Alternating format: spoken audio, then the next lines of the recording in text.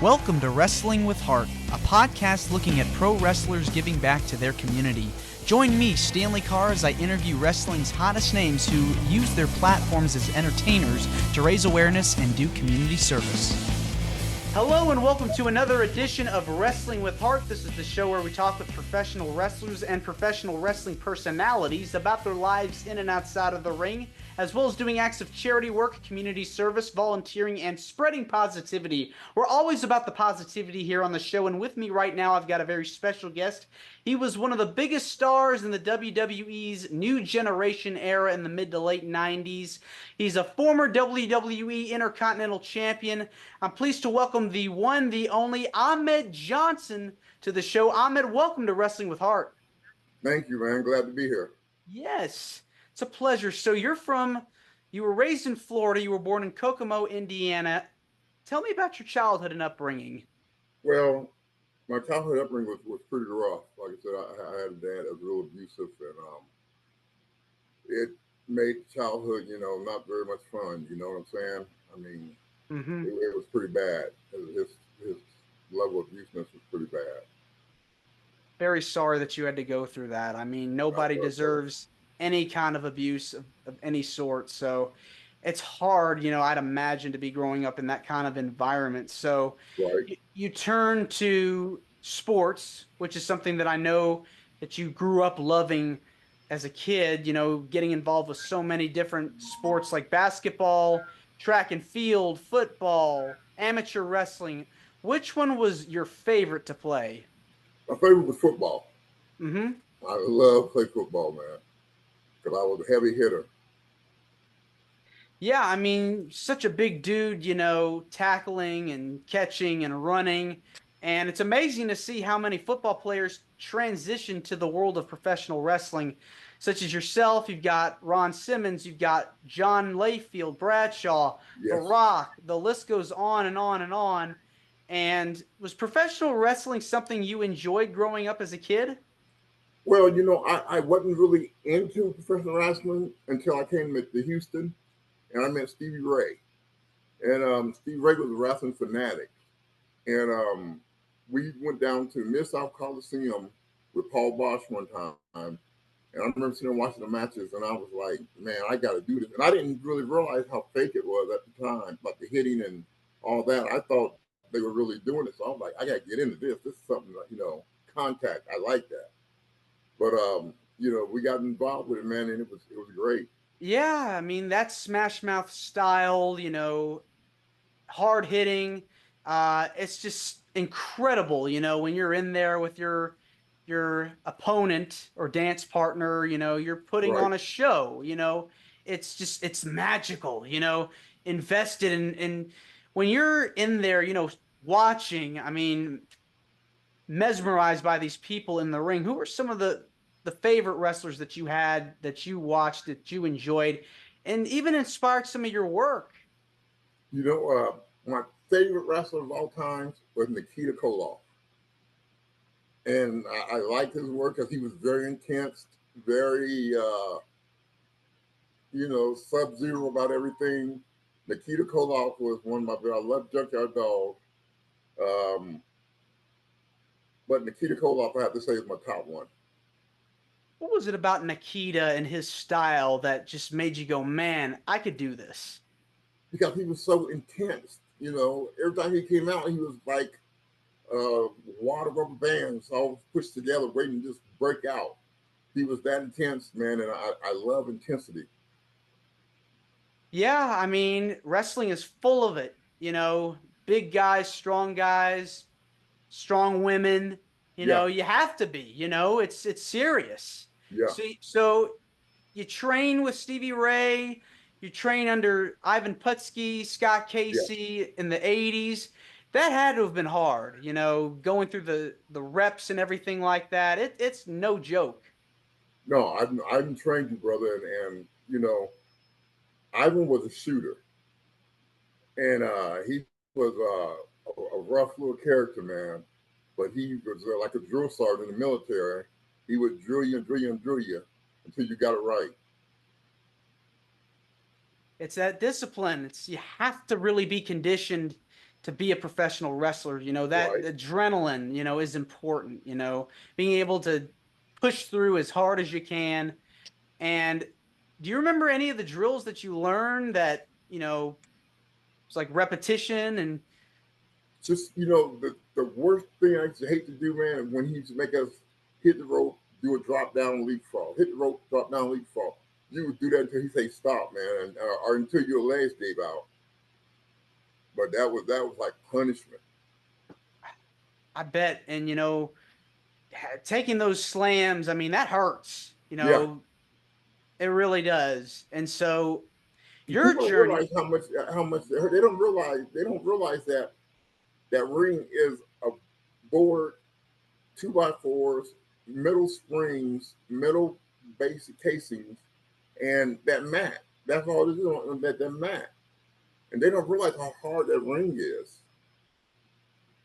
yeah, I mean, until you get in there, man, it is just you're gonna be in for a beating. Yes, Yes. So, especially if you don't know how to fall properly. mhm. And that's the one thing I know, like a lot of wrestlers learn, and they need to learn is they need to learn how to fall correctly. Yes. And so you train under Putski and Casey. Was there any pieces of advice that you got from your trainers that still stick with you today? Yeah, the big thing I remember the most is them telling us not to let anybody punk us out. If somebody hits you hard, then you give them a receipt and hit them back hard. Otherwise the other wrestlers will look at you as, being weak. If one of the wrestlers come at their back and say, yeah, I just beat the, what out of, so and so. He didn't do nothing about it. And then the other wrestlers feel like, hey, well, this dude's a punching bag. When I get in the ring, then maybe I can do the same. But no, so you always give a receipt, man. You train, get the reps in, put the work in, you're going on the road. You know, I'd imagine those first few matches were hard to get through. Oh yeah, very hard to get through, man. I mean, because you're so nervous and so you just don't know what to do. But with me, I always sit back and let my intensity take over because I was so intense. I would sit back and I would just let the intensity take over, man. I'd imagine, you know, when going up before you go up through the curtain, I mean, did you do like any kind of pre-match warm-ups or anything to get ready to compete? But I would pray first. I always prayed first, and then I would stretch out real good, man. And then I get my bottle of water, pour it over my head, and I'm ready to go now. I got my baby oil on. I'm good to go now. I'm ready.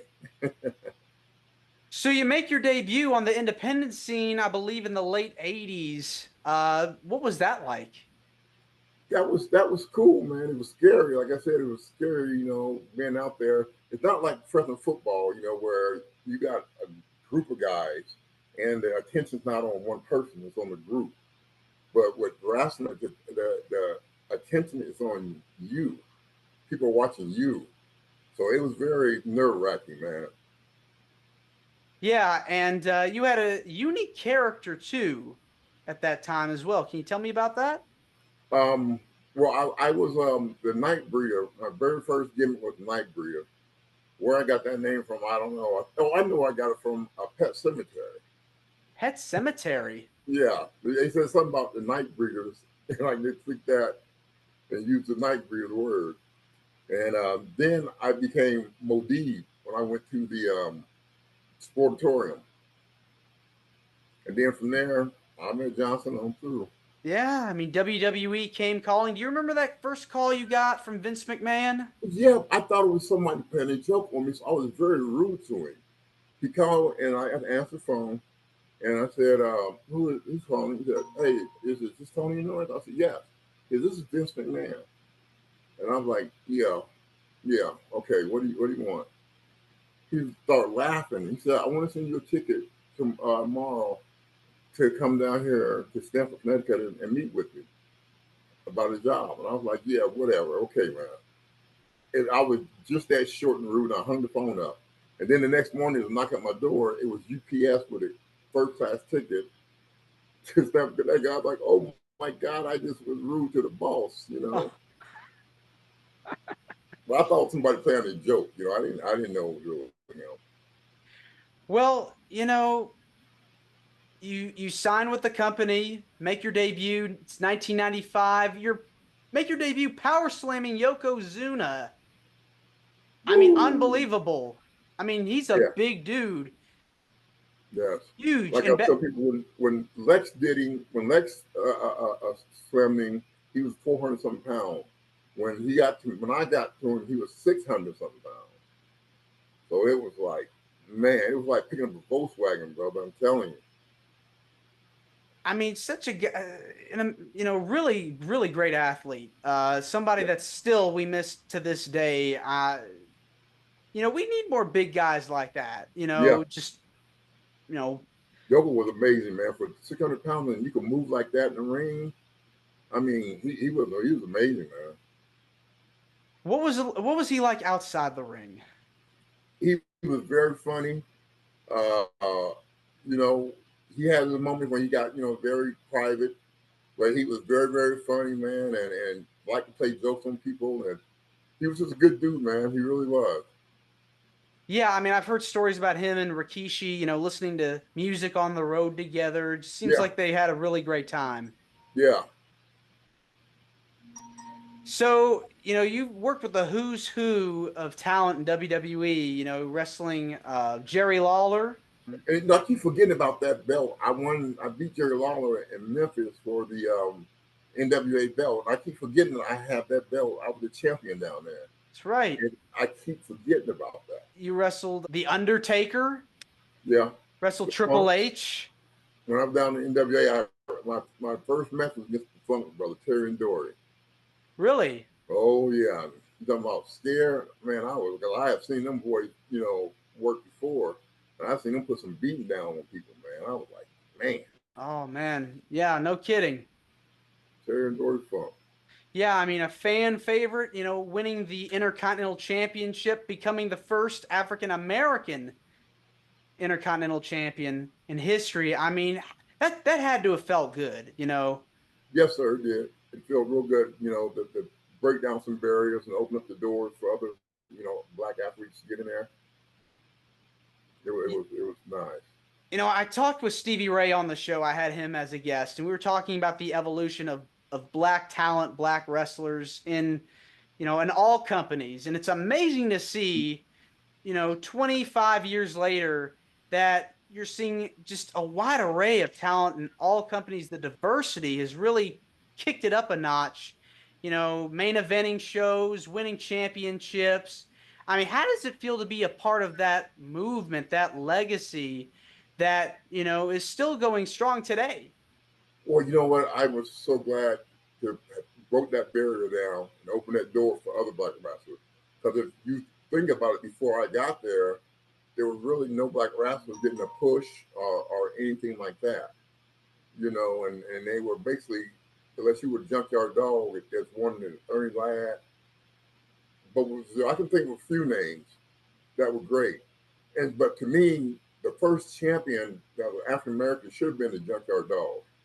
Because the Yeah, crowd loved him, man. he was so over. Yes, yes. He really was. I think they would have made a lot of money with him as champion. Yes, no doubt about that. Ron Simmons, first WCW Yeah, champion. That was another historical moment too. Seeing guys like Booker T, Mark Henry, The Rock, of course. I mean, amazing to see. We see people like Bobby Lashley and Big E and just numerous guys. Kofi Kingston holding the yeah, championship. Really cool to see more black wrestlers get opportunities in the business, and it's just going to continue to grow. And the women too, especially with yeah. Bianca. Oh yeah, they So put the women big time. They put women. I'm just glad to know that I was the first that kind of opened that door. You know what I'm saying? mhm. I'm Yeah, glad to know that. If I would have been the first one and I would have did something stupid, got arrested, or did something stupid, then they would have probably never trusted another black wrestler to carry that strap again. But I carried it. I carried myself well, and Vince was very pleased about the way I carried myself with the belt. And It went on from there. Who are some of your favorite opponents that you got to work with over the years? My favorite person to work with was Vader because Vader and me would get there and have a shoot match, but we did it out of respect for each other. You know what I'm saying? It wasn't we were trying to kill each other, but we were pretty tough on each other in the ring. And there was no complaining, no nothing. I mean, you hit me hard, I hit you hard. That's just the way we do it. And Vader was, all down for that. Just the Clash of the Titans truly was two big guys going Yeah, at it. yeah, Now, it's interesting, talking about diversity, you see a variety of wrestlers, black, white, big, small. I think I think the Giants, having the Giants around are very important. You don't see as many now, no, but I think it's, you need your Giants. right. But like you said, it's you know, you need a variety of people. Like you said, you need the little guy, you need the muscle guy, you need the big giant guy. You need that.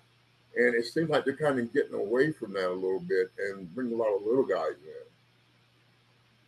in, which, and they can work. I mean, they do a hell of a job in the ring. Hmm. Who, if you had to pick like someone that you could go, man, I could work with this guy, who would it be and why? It would be Brock Lesnar because Brock Lesnar had that intensity like me. And I think we would have had a good match. Like me and Vader, I think Brock would have been okay with, me getting a little stiff and him getting a little stiff. I think it would have been okay. That would have been a really good match. I mean, Yeah. it would have drawn money. Oh, yeah. I'd be on big money. Yeah. So Brock Lesnar, who else would have been some people you would have wanted to have a match with? Probably Bobby Lashley. I think we'd have had a good match. Um, who else would I want to have a match with? Well, you know who I really want to have a match with too? What me versus Sid Vicious. Mm. I would have loved to have that match, man. Because I really respected Sid and looked up to Sid, and I would love to have a match with him because he was intense too. It's terrible, We're coming off of about a month now since he had passed away, Right? and it's just so tragic to hear, because he was someone that I feel like was, again, former champion, main event star. I think you guys would have done really well, worked really well together. Yeah. It was sad because we were supposed to have an autograph section together um, that next week, I believe, but then he Mm. passed away, and it was like, man. You guys were in the WWE, I believe, at the same time Yeah, too. yeah. We were Were tag team. Me, him, and Shawn Michaels tag team against the Heart Foundation. mm. Well, not Heart Foundation. It was Owen, Davey, and Vader. Yeah, I mean, it's so amazing to see like the people you've teamed up with and rubbed shoulders with over the years, and it really is a camaraderie, the wrestling Right. business. You meet friends and they become your family over the course of time, and you were primed for a big push in the WWE. At even plans for you to become champion, world champion at Right. one point. What happened? Well, first of all, my sister was sick with cancer. Okay, and that really had my mind messed up. And then I got called to the back, and they were going to do an angle where they were going to hang me from a rope. And I was like, I thought they were kidding at first. And it was a True Commission, a group from South Africa, Cape Town, South Africa, and they were going to hang a me from a rope. That would not have been good, man. Doing all the lynching that went on, you know what I'm saying?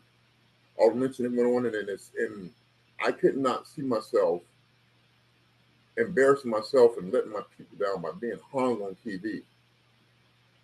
So I said, no deal. Yeah. Oh man. It it's great that we've finally come a long way, and like I said, we're Yes, starting to see more diversity, people of color, shining through, getting opportunities now because, you know, wow, it's just terrible. Yes, it is. Yes, and they Yeah. need to, they seem to be thinking more about the angles too, like lynching this black dude on TV. How could that have been good?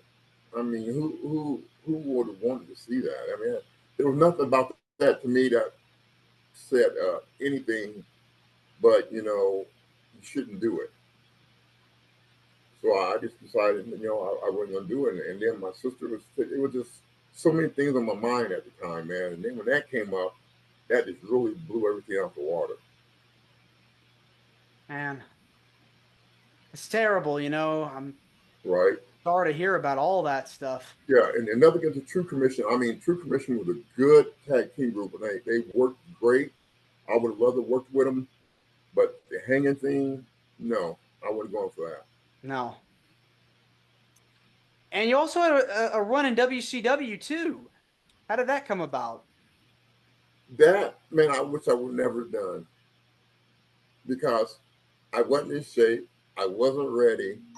But Stevie called out the blue and said, they were doing this angle, and he wanted me to come down there and tag with him. And at first I said, no, no, no, man, I'm not ready. Because I had been sitting at home getting fat, man, doing nothing. And then, it was Stevie, man. I'm like, I can't tell Stevie no. I mean, we've been through too much together out in the streets. And brother, I'm telling you, when we were out in the streets, we were racking up some heads. I mean, we were already wrestling. We were beating people left and right, little people that want to fight. It was Stevie Ray. If it had been anybody else, I would have said no and stuck by it. But it was Stevie, so I said, yeah, I got to go for Stevie, man, because he would do it for me. Yeah. He's a good guy. Yeah, he is. Yep. He really is. Well, what was it at the end of the day that made you go, I've had a great career, but it's time to say farewell. Well, my back got messed up. I think I got messed up when I picked up Yokozuna, because when I picked Yokozuna up back then, I heard a pop in my back. Yeah. But and I think that's what did it. But it kept getting worse and worse and worse. And I never told nobody this but you. But I decided, when my back was feeling and my knees, I decided it's time to rack it up, man. Yeah. Well, I mean, all things considered, I mean, you've had such an amazing career, as we Yeah, said, Intercontinental champion, holder of the Kuwait Cup title, wrestling, NWA champion. yeah, wrestling so Uh, many legends. I mean, you can't complain about the body of work that you were able to put out, over the course of your career. no, I can't. Not at all. No. Let's switch gears now and talk about some of the stuff you've done outside of wrestling. I know you're very involved with charity work and done a lot of Mhm. stuff in your community. What kind of things have you done outside of the business over the years? Well, what I do, I go speak at schools a lot, and I like working with the boys center, and trying to get these little kids back on track, man. It's rough. I mean, it's really rough because there's no respect anymore for your peers, and but working with the boys at the boys center, man, it's rough, man. I think about it, it's rough. I think it'll pay off though. I think if we can straighten a few of the knuckleheads, it'll pay off. Yeah, I think it's hard to grow up in this day and time due to the age of the internet and social media, and we're so into our phones and wired differently. I mean, it's totally different now than it used to be. Yes, it is very much so. And they're getting their the kids are being raised by the internet. That's where they're being raised by the computers and the internet, man. That's why it's so bad out there now. I mean, it's sad. You drive down the street and you don't see any kids outside playing no more. Like when we grew up, kids outside playing football or on the skateboards or whatever. You don't see that no more because they're in there on the phones, on the computer, and it means means nothing to them. What kinds of things that you say to these kids to make them motivated? Well, I did just to be honest with them. I tell them about the way I was raised and some of the beatings I got, and how vicious they were and how rough they were. And I said, well, look at me. I still came out on top. So you should never give up. Never, ever give up. And, a couple of them were abused. That's why there's a boys center now. CPS sent them to the boys center. And they most of them, I could say, are abused kids, from their parents. Man, it's just hard, to deal with that kind of stuff because it's traumatic. Yes, yes. And to go through that, I mean, it's gut wrenching. So, Right. And then I tell them about the military. I was in the military. As a matter of fact, I graduated most distinguished undergraduate. Number one oh out of wow, my class.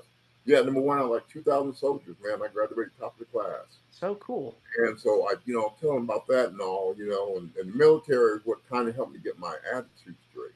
Because when I went there, I was like a mean street kid. You ain't gonna mess with me and this, that, and other.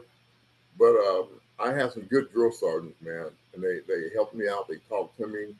They held my hand through the whole situation, man. And the military did me a lot of good, a lot of good.